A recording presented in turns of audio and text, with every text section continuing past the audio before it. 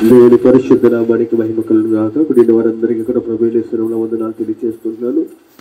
మరి ఒక్కసారి మీతో కలిసి దేవుని ఆరాధించడానికి దేవుడు నాకు చూపిన కృపకే ప్రభువుకి స్తోత్రాలు. బైబిల్లో తెరచి మత్తయి రాసిన సువార్త మనందరికీ బాగా పరిచయమైన వాక్యమే. మత్తయి రాసిన సువార్త 18వ అధ్యాయము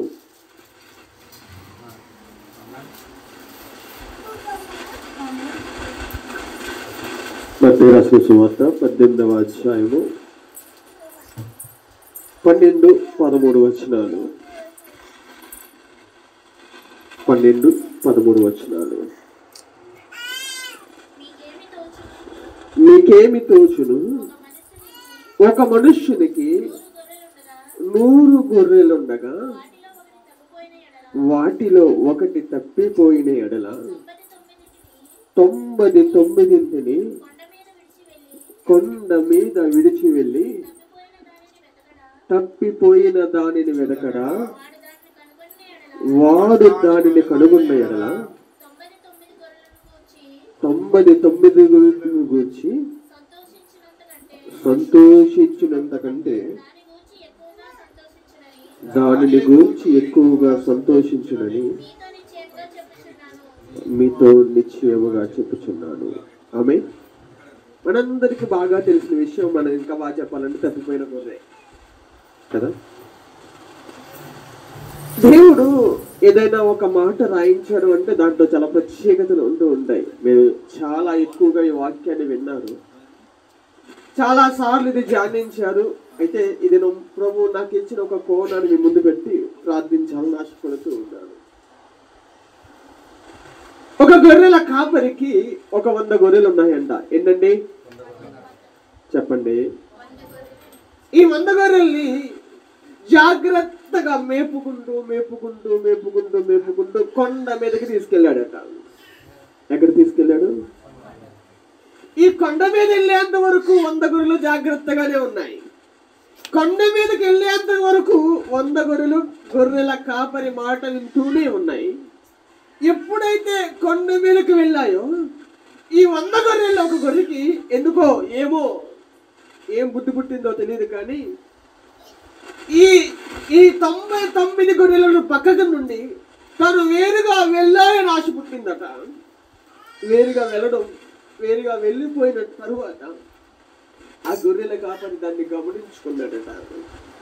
ఈ 99 గొర్రెలను పక్కన ఒక కొండ మీద అక్కడే విడిచిపెట్టి తప్పిపోయిన గొర్రెను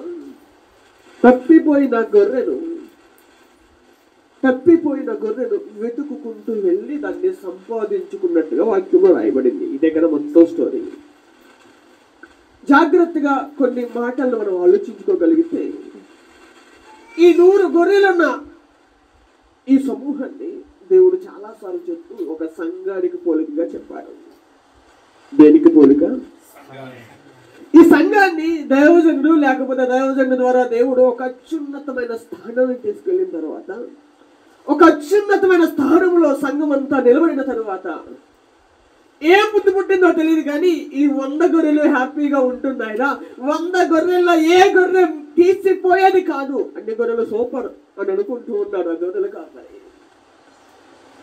ఏ గొర్రె కూడా బలహీనమైన గొర్రె లేదు. మీకు బాగా ఈ మాటకు జాగ్రత్తగా అర్థం చేసుకోండి. 100 గొర్రెలు ఉన్నాయి. ఈ గొర్రెలన్నీ కొండ ఎక్కగలిగాయి అంటే ఒక మంచి ఆరోగ్యకరమైన గొర్రెలు ఉంటాయి. ఏ మాత్రము బలహీనత కానీ అలసటం లేని ఉన్న గొర్రె ఏది కూడా కొండ ఎక్కడం కొద్దిగా కష్టమే కదా. గొర్రెలు కాపరి మోసుకుంటూ పోవాలి. అయితే గొర్రెలు కాపరి మోసుకుంటూ కొండ ఎక్కినట్టుగా వాక్యం రాయబడి లేదని నేను నమ్ముతున్నాను. కాబట్టి మీతో చెప్తున్న ఒక మాట, ఈ 100 గొర్రెలు మంచి ఆరోగ్యంగా మేపబడుతున్న గొర్రెలే. ఏ మాత్రము బలహీనమైన లేవు, ఏ మాత్రము తీసిపోయే గొర్రెలు లేవు. ఒక గొర్రెకు మించింది ఒక్కొక్క గొర్రె, ఒక గొర్రెకు మించిన ఆరోగ్యంతో ఇంకో గొర్రె కనబడుతూ ఉంది. గొర్రెల కాపరి అనుకుంటున్నాడు, వావ్ ఇంత కృప నాకు. చాలా సమూహాల్లో చాలా గొర్రెలలో మనకు బాగా తెలుసు కదండి, కొన్ని కుంటు గొర్రెలు ఉంటాయి, సరిగ్గా నడవలేవు. కొన్ని బలహీనమైన గొర్రెలు ఉంటాయి, సరిగ్గా ఉండలేవు, ఎక్కడ పడితే అక్కడ కూలబడిపోతూ ఉంటాయి. కొన్ని సరిగ్గా నడవలేని బలహీనమైన పాదాలతో ఉన్న గొర్రెలు ఉంటాయి. గొర్రెల సమూహం అనగానే గొర్రెలు బలహీనమైనవి కొన్ని ఉంటాయి కదా, ఉంటాయి ఉండవండి. అయితే ఈ గొర్రెల సమూహంలో ఒక్కొక్క గొర్రెకి ప్రత్యేకమైన మేత అనుభవించే దొరికేది. ఆ మేత తిన్న ప్రతి గొర్రె బలమైనదిగా మార్చబడింది. మామూలుగా అంటాడండి, సమయానికి ఒక మంచి ఆహారం మనకు అందితే బలంగా మార్చబడతామా, బలహీనంగా ఉంటామా? సంఘం యేసు రక్తం వేసేవి ఇది కూడా చెప్పలేకపోతారండి. సంఘం మాట్లాడాలా, మౌనంగా ఉండాలా? చెప్పండి. మరి సమయానుకూలంగా ఒక వ్యక్తికి ఆహారము అందించబడుతూ ఉన్నప్పుడు ఆ వ్యక్తి బలహీనంగా ఉంటాడా, బలంగా ఉంటాడా? బలంగానే ఉంటాడు కదా. ఏ సమయానికి కావలసిన ఆహారం ఆ సమయానికి ఆ వ్యక్తికి అందుతున్నప్పుడు, నేను శారీరక ఆహారాల కోసం మాట్లాడడం కన్నా మనం ఆలోచించాల్సిందంతా ఆత్మ సంబంధమైన ఆహారం కొరకే కదా.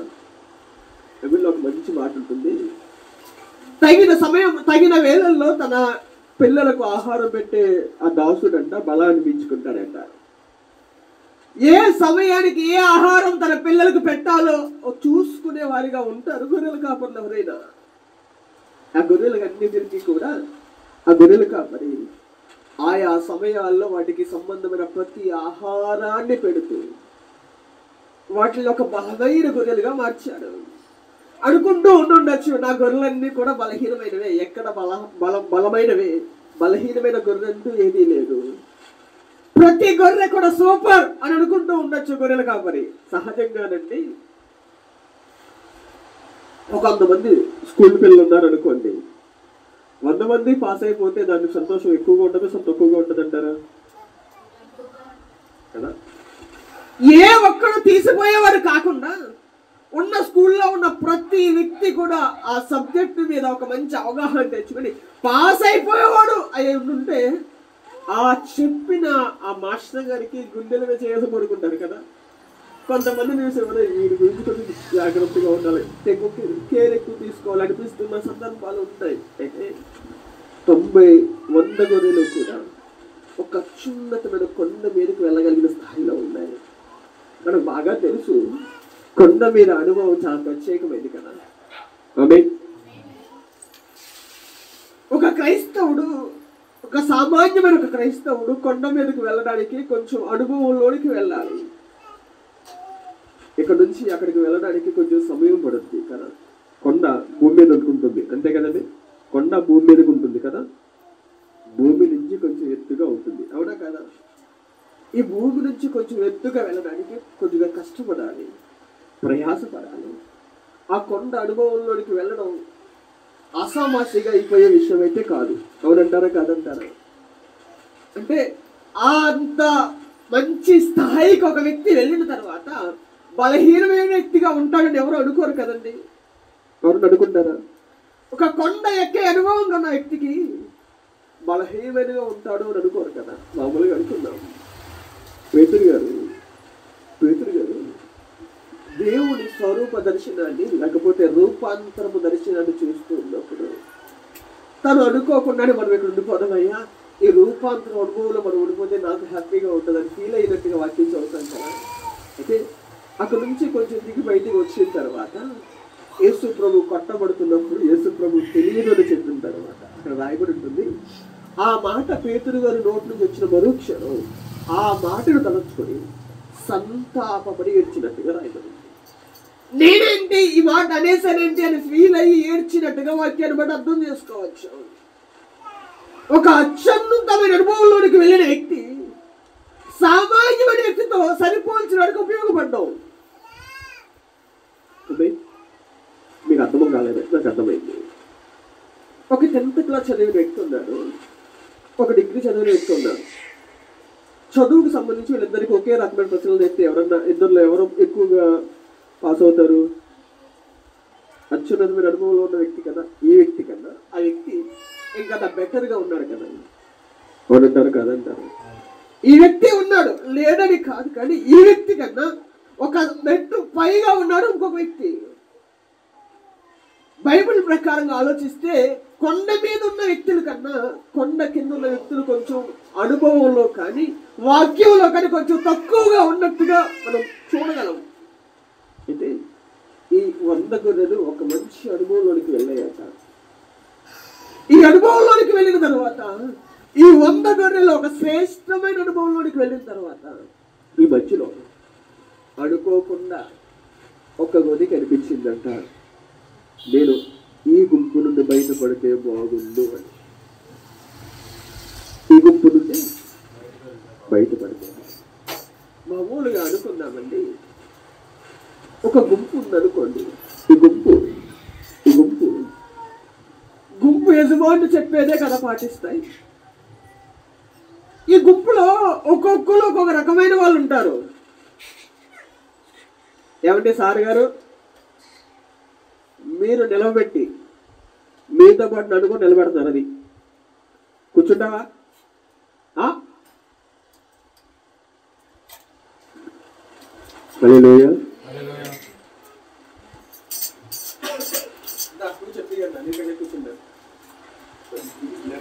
ఒకటి మాటలు ఆలోచించండి.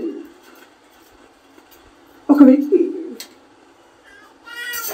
దేవుడు ఇష్టపడిన వ్యక్తిగా, దేవునికి ఒక ప్రత్యేకమైన వ్యక్తిగా మారిన తర్వాత ఆ స్థాయిలో ఉండాలని కోరుకుంటారు. ఈ గుంపంతా కూడా ఆ గుంపు యజమాని చెప్తున్నది జాగ్రత్తగా పాటిస్తూ ఉంటాయి. ఆ గుంపులో ఎవరు తీసిపోయినట్టుగా అందరూ ఒకరు చెప్పినదే చేస్తున్న వ్యక్తులుగా ఉన్నారు. చాలా మందికి తాము అనుకున్నది చేయడానికి ఇష్టపడే వ్యక్తులుగా ఉంటారు. ఒక గుంపు కాపరి చెప్పింది చేయడం కన్నా మనకి నచ్చిన త్రోవలు కొన్ని ఉంటాయి కదండి. కొంతమందికి వాళ్ళకి నచ్చినవి చేసే వాళ్ళు కొంతమంది ఉంటారు. ఏదైనా చేయవలసింది ఒక సేవకుడో లేకపోతే ఒక వ్యక్తో ఒక యజమానుగా చెప్పిన దానికన్నా తాము చెప్పినది చేయడం చాలా ఇంపార్టెంట్ గా తీసుకునే వాళ్ళు కొంతమంది ఉంటారు. గుంపులో నానా రకాల స్వభావం గలవాళ్ళు ఉంటారు, నానా రకాల ఆలోచనలు గలవాళ్ళు ఉంటారు, నానా రకాల మనస్తత్వాలు గలవాళ్ళు ఉంటారు. ఎన్ని మనస్తత్వాలు గలవాళ్ళున్నా అందరూ గుంపుకి లోపడే వాళ్ళగా ఉండాలి. అది మెయిన్. ఎందుకంటే మనం గుంపులో ఉన్నాం కాబట్టి. అయితే ఇక్కడ కన్నా స్వేచ్ఛను కోరుకునే వాళ్ళు కొంతమంది ఉంటారు. ఈ స్వేచ్ఛను కోరుకున్న వ్యక్తి ఆ గుంపులో ఉండడానికి ఇష్టపడడు, వెళ్ళిపోవాలని ఇష్టపడతాడు. బయటికి వెళ్ళాలి. మనం ఏంటో నిరూపించుకోవాలి, మనం ఏంటో తెలుసుకోవాలి, మన వల్ల ఏంటో తెలుసుకోవాలి అని ఆశపడి ఇష్టపడి నడిచే వాళ్ళు కొంతమంది ఉంటారు. ఈ గొర్రె కూడా తానేంటో, తన ఆలోచన ఏంటో, తన మనస్తత్వం ఏంటో నిరూపించుకోవాలని ఆశపడిందట. అందుకే బయటికి వెళ్ళడానికి ఇష్టపడింది. జాగ్రత్తగా ఒక మాట ఆలోచించండి. బైబిల్లో ఒక వ్యక్తి ఉన్నాడు. ఆ వ్యక్తిని మీకు చూపించి తాను బయటికి వెళ్ళడం వల్ల వచ్చిన నష్టం ఏంటో మీకు చూపిస్తాడు. అప్పుడు మనం ఎలా ఆలోచిస్తున్నామో మనం పరీక్షించుకుందాం. ఆమేన్. బైబిల్ తెరిచి ఆదికాండము 12వ అధ్యాయము 4వ వచనం.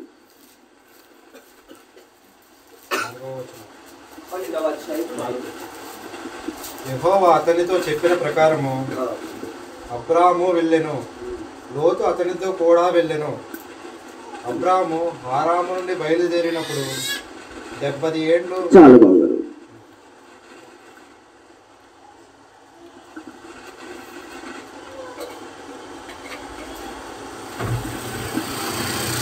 దేవుడు ఒక వ్యక్తిని చూసి ఈ వ్యక్తి తనతో ఉంటే బాగుండు అనిపించి, అబ్రహమా నీవు ఇంకొక గుంపుతో కలిసి ఉండకూడదు, నన్ను వెంబడించు, నాతో పాటు రా అని పిలుచుకున్నాడట. ఎవరిని పిలిచాడు చెప్పండి?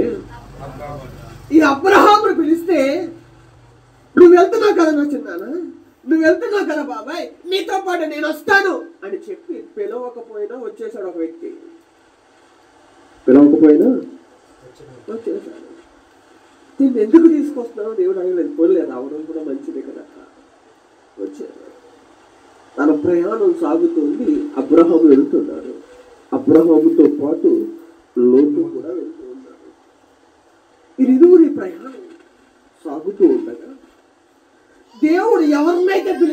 తనను ఆశీర్వదిస్తూ తనతో పాటు తన వెనకాల వచ్చిన ఆ చిన్న కొడుకును కూడా దీవించడం మొదలు పెట్టాడట.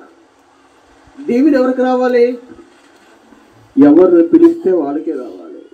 అయితే తనతో పాటు తనకు వస్తున్న దీవెనలో సగం ఈయనకు కూడా వస్తూ ఉన్నాయి.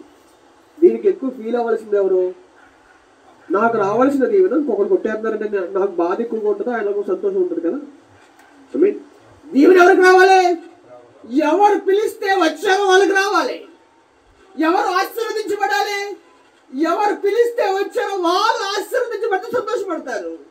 నాతో పాటు పక్కోడు కూడా పిలవకపోయినా అసలు ఏ ఇన్విటేషన్ లేకపోయినా వస్తే నన్ను పక్కన పెట్టి ఆయన ఎక్కువ దీవిస్తుంటే నాకు మండుద్ది కదండి. అప్పుడు నేనే పోరా అనాలి, నేనే వెళ్ళిపోరా అని అనాలి. కానీ అబ్రాహాము తనతో పాటు తనవాడే దీవించబడుతున్నారు కదా అని హ్యాపీగా ఫీల్ అయ్యి వీళ్ళిద్దరు ప్రయాణం సాగుతూ ఉన్నారు. అబ్రాహాము లోతు ఇలా సాగుతూ ఉండగా మనం జాగ్రత్తగా గమనిస్తూ ఉంటే అబ్రాహాం వెళ్ళిపోయిన తర్వాత లోతు వెళ్ళిపోయిన తర్వాత లోతు ఒక రాజును కొంతమంది చెరపట్టుపోతే అప్పుడు అబ్రాహాం గురించి రాయబడి ఉంటుంది. తన ఇంట పెంచబడి అలవర్చబడిన సైనికులు ఉన్నారంట, 300 మంది చెందారు. అంటే అంతకుముందు ఎప్పుడో ట్రైనింగ్ ఇవ్వడం మొదలు పెట్టేశాడు. అంతకుముందు ఎప్పుడో చెప్పండి ట్రైనింగ్ ఇవ్వడం మొదలు పెట్టాడు. అంతకుముందు ఎప్పుడో ఆ ట్రైనింగ్ అలవాటు అయిపోతూ ఉంది. ఇప్పుడు లోతు అబ్రహాంతో కలిసి నడుస్తూ ఉన్నప్పుడు తాను కూడా ఆ సైనికులతో పాటు ట్రైనింగ్ తీసుకునే ఫీల్డ్లో ఉంటాడా ఉండండి. ఇది ట్రైనింగ్ తీసుకున్న వాళ్ళందరూ కూడా తన పని వాళ్ళు కాబట్టి వాళ్ళు ఎవరు ఎక్కువగా ఫీల్ అవ్వలేదు. తన కొడుకు చిన్నాడు అవుతాడు, తండ్రి నేనేంటి, నా చిన్నాన్న దగ్గర ట్రైనింగ్ తీసుకోవడం ఏంటి, నా స్థాయి ఏంటి, నా జీవితం ఏంటి, నేనేంటి అనుకున్న ఆలోచనలో లోతు గారి లోపల ప్రారంభమైపోయాయి. మామూలుగా ఆ కింద చదువుకుంటా వెళ్తే 13వ అధ్యాయం 6వ వచనం చదువుకుంటే మనందరికీ తెలిసిన విషయం ఏది, అబ్రహాము పడివాళ్ళకి లోతు పడివాళ్ళకి మధ్య గొడవ వచ్చిందట. ఒకరి పనులకి ఇంకొకరి పనులకి గొడవలు వస్తే అసలు ఎవరిని తీయాలి, ఎవరెవరు పేరు అవ్వాలి, ఆ పనులు జాగ్రత్త పడలే, నా వాళ్ళు జాగ్రత్తగా ఉండు, నువ్వు గొడవడానికి లేదు అని లోతే ముందే కలగ చేసుకుని నానా చిన్నానా క్షమించు చిన్నానా అని అబ్రహాముతో ఉండడానికి ఇష్టపడాలి. అయితే లోతు గురించి ఆలోచిస్తే ఎప్పుడు అవకాశం దొరుకుద్దా, ఎప్పుడు పారిపోదామా, ఎప్పుడు అవకాశం దొరుకుద్దా అని ఆలోచనలోనే ఉన్నాడు లోతు. ఎందుకు ఆలోచన వచ్చింది అని ఆలోచిస్తే నేను ముందే చెప్పాను కదా, అక్కడ కొంతమందికి ట్రైనింగ్ ఇస్తూ ఉన్నాడు. ట్రైనింగ్ ఫీల్డ్లో అబ్రహాం ఉన్నప్పుడు ఇప్పుడు పనులకి ట్రైనింగ్ ఇస్తున్నప్పుడు కొడుకు కూడా ట్రైనింగ్ ఇస్తాడు ఎవడంటే ఇస్తాడు కదా. పనులకి ట్రైనింగ్ అందుతున్నప్పుడు ఆ పనుల కన్నా ఇంపార్టెంట్ గా తన కొడుకుకి ముందే ట్రైనింగ్ అందాలి, వాడు ప్రయోజకుడిగా మార్చబడాలని కోరుకుంటాడు కదా తండ్రి. ప్రతిరోజు ప్రార్థన, ట్రైనింగ్, క్రమశిక్షణ జరుగుతూ ఉండగా ఆ క్రమశిక్షణ అలవాటు లేని వ్యక్తిగా మార్చబడ్డాడు లోతు గారు. దీనికన్నా నాకు నేనుగా డెవలప్ అయితే బాగుండు అని వెయిట్ చేస్తున్నాడు చాలా రోజుల నుంచి. ఎప్పుడు వేరేవడానికి అవకాశం దొరుకుద్దా, ఎప్పుడు బయటికి వెళ్ళిపోదామని కాసు కూర్చున్నాడండి. ఎవరి వల్ల నీకు ఆశీర్వాదం వచ్చింది లోతు అని అడిగితే అబ్రహాం వల్లే వచ్చింది ఆశీర్వాదం. ఎవరి వల్ల నువ్వు డెవలప్ అయ్యావు లోతు అని అడిగితే అబ్రహాము బట్టే కదా. అయితే అబ్రహాము వల్ల ఆశీర్వాదం వచ్చిందన్నమాట వాస్తవం. కానీ అబ్రహాముతో ఉండడం ఇష్టం లేని వ్యక్తిగా బ్రతుకుతున్నాడు అన్నమాట కూడా 100% వాస్తవం. ఈ మాటని చాలా జాగ్రత్తగా ఆలోచించండి. దేవుడి వాక్యంలో కొంచెం ఆలోచించుకోగలిగితే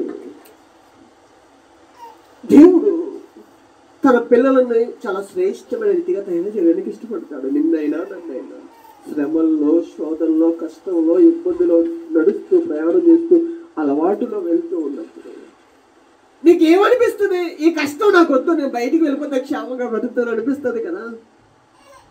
నాకే ఈ కష్టం అంటే బయట ఉన్న వాళ్ళు చాలా హ్యాపీగా ఉన్నారు, నేను కష్టపడవలసిన అవసరమే ఉంది, నాకింత శ్రమ ఎందుకు బయటకు వెళ్ళిపోతే నేను హ్యాపీగా బ్రతకచ్చు, బయట బాగుంది అనిపిస్తుంది కదా చాలా మందికి.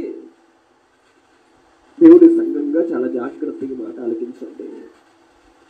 నీ మనసులో ఏ ఆలోచన కలిగి ఉన్నావో నాకు తెలియదు, కానీ నీకు ఏది ఇష్టం అనిపిస్తుంది?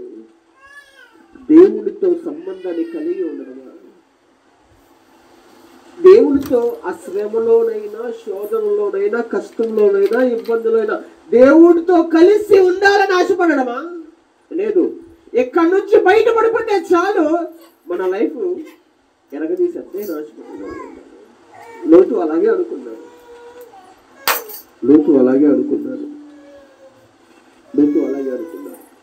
తను ఉండడం కన్నా బయటికి వెళ్ళిపోతే హ్యాపీగా ఉండొచ్చు. ఈ సమయంలో లోతు పని వాళ్ళకి, అబ్రహాము పని వారికి మధ్య గొడవ వచ్చిందట. దెబ్బలాడి పని వాళ్ళు జాగ్రత్త పెట్టి ఉండాల్సిన సమయం కదా. అయితే ఈ అవకాశం కోసం ఎదురు చూస్తున్న లోతు వెంటనే విడిచి వెళ్ళిపోవడానికి ఇష్టపడ్డాడు. విడిచి వెళ్ళిపోతున్న సందర్భం గురించి రాయబడిన మాటలు చాలా జాగ్రత్తగా ఆలోచిస్తే, అబ్రహాం అన్నాడు, నానా నువ్వు ఎలా వెళ్తావో దానికి ఆపోజిట్గా నేను వెళ్తాను, చాయిస్ నీదే. అప్పుడు మామూలుగా అబ్రహాం వాళ్ళ ఆశీర్వాదం ఆల్రెడీ పొందుకున్నాడు కదండి. అది కాదు నాన్న, నువ్వు పెద్దవాడివి, నువ్వు వయసులో నీ వయసు అయిపోతుంది, నువ్వే మంచిదాన్ని ఎందుకు వచ్చినాడా? నేను ఎక్కడైనా కానీ నాకున్న ఆస్తి ద్వారా కొంచెం సంపాదించుకుని జాగ్రత్తగా నిలబడతానా అని అన్నాడు కదా. అలా అన్నాడా? అనలేదు. ఈ అవకాశం దొరికింది, అర్జెంట్గా పారిపోవాలని ఎదుర్కొన్న ప్లేస్ చూసుకున్నాడు. ఆ ప్లేస్ రాయబడి ఉంటుంది అక్కడ, యెహోవా తోటలా ఉందట. చూడడానికి ఎలా ఉంది? యెహోవా తోటలా ఉందట. యెహోవా తోటలకు ఒక ప్లేస్ కనబడగానే పారిపోతున్నావా? ఇది మనకి చాలా ఆశీర్వాదకరం నీకు అనిపిస్తూ ఉందా? జాగ్రత్త సుమా, పరుగెత్తకు. యెహోవా తోటలా కనబడుతుందని పరుగులెత్తకో. వెయిట్ చేయి. ఏం చేయాలి? వేచి ఉండు. మామూలుగా ఆలోచిద్దామండి. యెహోవా తోటలో కనబడిన ఆ ప్లేస్కి వెళ్ళిన లోతు ఆశీర్వదించబడ్డాడా? వేచి ఉన్న అబ్రహాము ఆశీర్వదించబడ్డాడా? ఆమేన్. వేచి ఉన్న అబ్రహాము దీవించబడినట్టుగా పారిపోయిన లోతు దీవించబడలేదు కదా. ఒక దౌర్భాగ్యకరమైన స్థితిలోనికి వెళ్ళిపోయాడు కదా. పారిపోయిన వ్యక్తి వెళ్ళిపోయాడు కదా. ఎందుకు పారిపోతాం? ఎందుకు మనకి నచ్చినవి మనం ఎందుకు పరిగెడుతున్నాం? నీ కొరకు ప్రభువు సిద్ధపరిచిన ఆలోచనలు ఉన్నాయి. నీ కొరకు ప్రభువు తయారు చేసిన ప్లాన్స్ ఉన్నాయి. నీ కొరకు ప్రభువు ఉద్దేశించిన తలంపులు ఉన్నాయి. మనకేమో మన ఆలోచనల మీద మనకు ఇంట్రెస్ట్ ఎక్కువ. దేవుని ఆలోచన కన్నా, దేవుని తలంపు కన్నా మనకి స్వయిష్టం చాలా ఎక్కువ ఇష్టమాయే. మనం వెళితే మంచి మేత దొరుకుతుంది. ఏ కాపరేం పెడుతున్నాడు మేత, మనం వెళ్తే ఇంకా మంచి మేత దొరుకుతుంది అని పరిగెత్తింది అగోరే.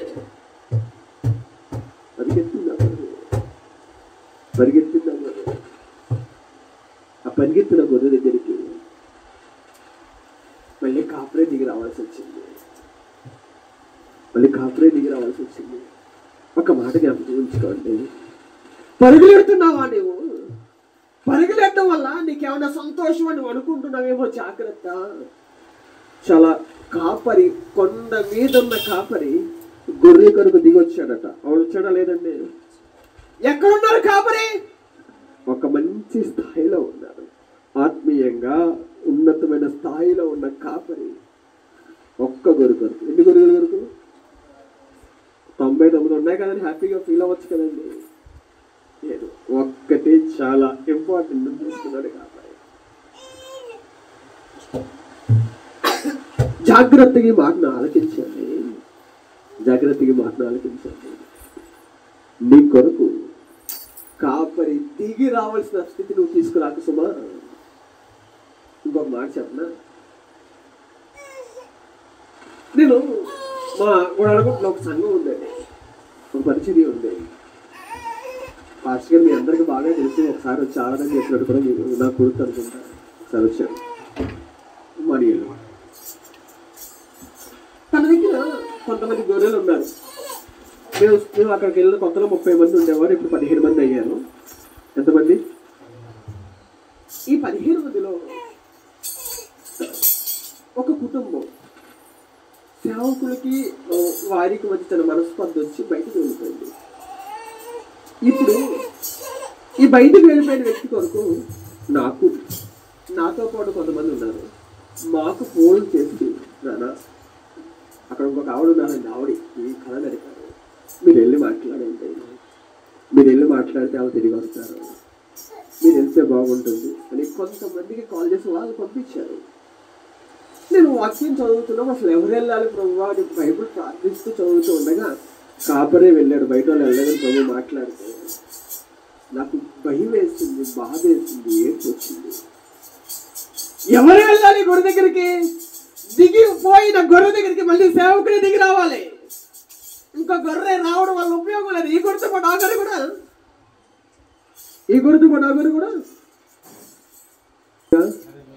హల్లెలూయా హల్లెలూయా. ఈ గొర్రెతో పాటు ఆ గొర్రె కూడా చెడిపోతుంది. గొర్రెగా ఉన్న గొర్రె ఇంకొక గొర్రెను బతికించడానికి వెళితే ఈ గొర్రె చాలా స్వేచ్ఛగా మాట్లాడుకుంటాయి. అవునా కాదండి? ఈ గొర్రెకి ఆ గొర్రెకి స్వేచ్ఛ దొరుకుతుంది. ఆ స్వేచ్ఛతనంలో ఈ గొర్రె అనుకున్న విషయాలన్నీ ఆ గొర్రెకి చెప్తుంది. చెప్తుందా చెప్పదా? ఇప్పుడు ఈ లోపల మైండ్ వాష్ ప్రారంభమవుతుంది. నిజమే కదా? ఈ మైండ్ వాష్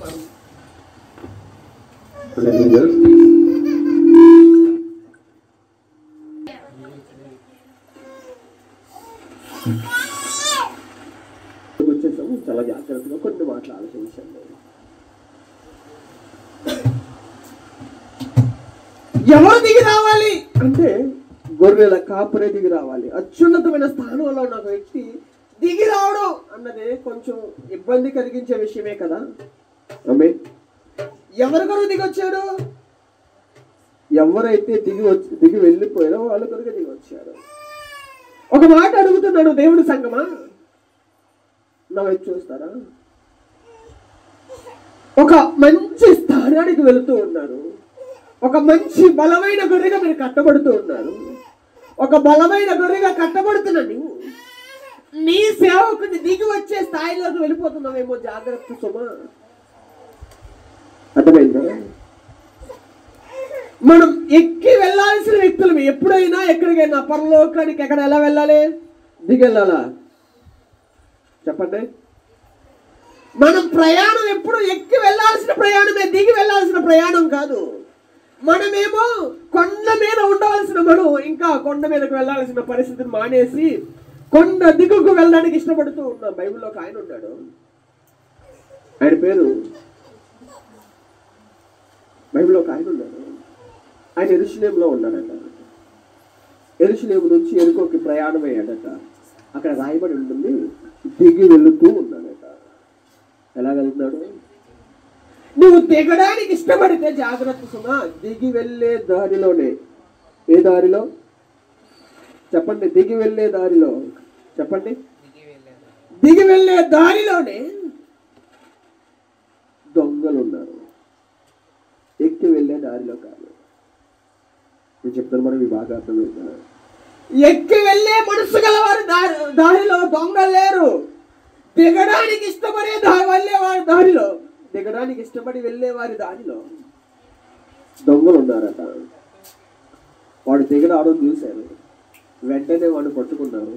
ఫస్ట్ వాడి వస్త్రాలు దొబ్బేసినట్టుగా వాక్యం రాయబడింది. ఒక మంచి గొర్రెగా ఎదుగుతున్నా నీవు, ఒక కొండ మీదకి వెళ్ళడానికి ఇష్టపడుతున్నా నీవు, దిగడానికి ఇష్టపడుతున్నావేమో. జాగ్రత్త సుమా, జాగ్రత్త సుమా. దిగి వెళ్ళే దారి ప్రమాదకరమైంది. దిగి వెళ్ళే దారి ప్రమాదకరమైంది. అపవాది ఆ దారిలోనే సిద్ధంగా ఉంటాడు, దొంగలు ఆ దారిలోనే సిద్ధంగా ఉంటారు. నీవు ఒక మంచి గొర్రెవు కదా, నిన్ను తినడానికి సింహం ఆ దారిలోనే సిద్ధంగా ఉంటాడు, ఆ దారిలోనే సిద్ధంగా ఉంటాడు. ఎందుకంటే అది దిగి వెళ్ళే దారి ప్రమాదకరమైంది. దిగి వెళ్ళే దారి ప్రమాదం. నువ్వు ఒక మంచి గొర్రెగా ఉండాలని ప్రభు కోరుకుంటున్నాడు. నువ్వు దిగి వెళ్ళిపోతుంటే ఇష్టపడని దేవుడు తన కాపర్నగడే ఆ గొర్రె కొరకు దిగి వెళ్ళు. దిగొచ్చి ఆ కాపరి కంట, ఆ కాపరి దగ్గర 99 గొర్రెలు ఉన్నాయట. ఎన్ని గొర్రెలు ఉన్నాయండి? ఇప్పుడు 100 ఒక గొర్రె దొరికితేనంట ఈ 99 ఉన్న గొర్రెలకు ఉన్న దానికి సంతోషం కన్నా ఈ ఒక్క గొర్రెను బట్టి ఇంకా ఎక్కువ సంతోషం కలిగినట్టుగా వాక్యం చదువుతున్నారు. దిగి వెళ్ళడానికి ఇష్టపడకుసుమా. నీ వల్ల దేవునికి ఒకప్పుడున్న సంతోషం మిస్ అయిపోయి మళ్ళీ సంతోషపడవలసిన పరిస్థితి వస్తుంది. నేను చెప్తున్నా మీకు బాగా అర్థమైందా? 100 గొర్రెలు కలిసి ఉంటే సంతోషం ఎక్కువ ఉంటుందా తక్కువ ఉంటుందండి? ఎక్కువ ఉంటుందా తక్కువ ఉంటుందా కదా? ఇప్పుడు 100 గొర్రెలు కలిసి ఉన్న సంతోషం కన్నా ఒక గొర్రె దిగి వెళ్ళిపోయి మళ్ళీ దొరికిందన్న సంతోషం ఎక్కువైందట. నీ వల్ల దేవునికి కలిగిన సంతోషం మిస్ అయిపోతుంది. మళ్ళీ ఇద్దరు దొరికేసింది కదా బాబు పోలి ఎలా అనుకుంటారు కదండి. ఒక 100 రూపాయలు పడిపోయింది అనుకోండి, మీ జేబులోనే మీదే పడిపోతే దొరికినప్పుడు మీరు ఏమనుకుంటారు? పోలేరా బాబా దొరికేసింది అని ఎక్కువ సంతోషపడతారు కదా. పోయింది అనుకున్నానండి, నిజంగా పోయింది అనుకున్నానండి, దొరికేసింది బాబా.